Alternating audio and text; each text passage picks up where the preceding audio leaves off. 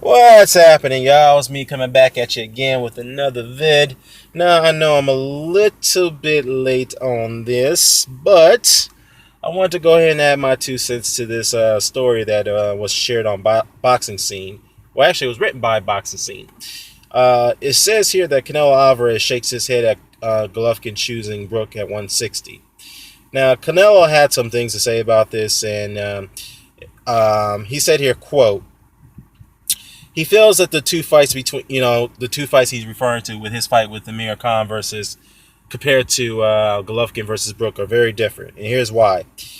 He said here, quote, Amir Khan moved up from welterweight to super welterweight a pound more than 154 limit.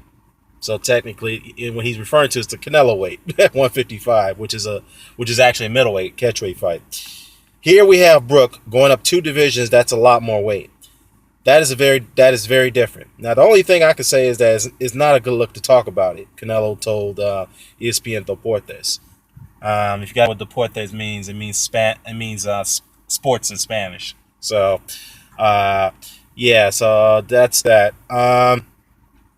Well, honestly, there is some comparisons here with the two. One, both guys are fighting welterweights. Two, the only difference is the Canelo fight was at a catchweight. Yes, Canelo is correct to say that. It was a catchweight. However, Canelo did exclude the fact, you exclude the fact that you rehydrated over 180 pounds without stepping on the scale that night. So you still had a sizable advantage over Amir Khan. A very big size advantage over him. So you neglect to mention that in this interview that you gave. So, yeah, I find that very laughable for you to sit there and say that this fight is very, very different compared to yours. So, needless to say, I mean, he is right to a degree. It is different, but then again, there are very similarities. So, both you and Golovkin are going to have size advantages. Yeah, I know Kell Brook is going to come in almost the same size as Golovkin, but let's not get here, y'all. Kell Brook's power and speed is not more likely not going to carry well at that weight, and his punch resistance may not be the same at 160 as compared to 147 because he's carrying more water weight than usual. So this is going to be tough. Again, you know what? Let me take that back. Maybe the certain amount of water weight that he does, he could withstand some bit of Golovkin's power, but I don't see him lasting that long, no later than 8 rounds per se. But, many will argue that, the Triple G fanatics, they would argue that, this fight between Golovkin and Brook may not have happened if Canelo Alvarez may have done the good deed and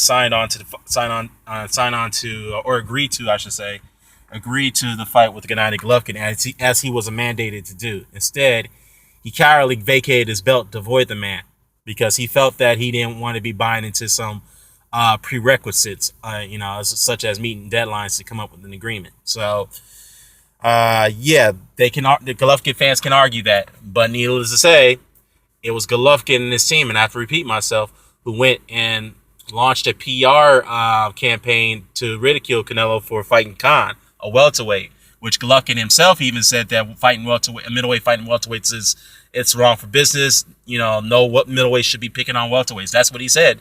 So here he is doing the same thing.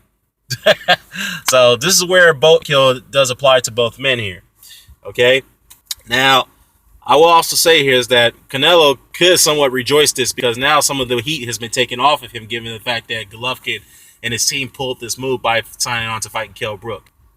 Okay. So I know I'm keep hearing this argument that, he had no choice. He had no other options but to fight Brook. No. I don't know why people keep insisting on that matter. First of all, he had options. Okay. You can go ahead and slice and dice it all you want to. He had options to fight other people. Okay.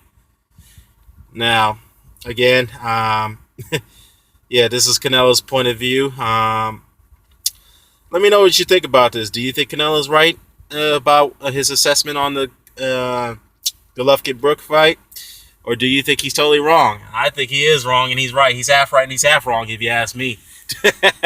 I'll drop a link to the article below. Let me know what you think. Come to your conclusions. Comment, share, subscribe. Signing off. Peace.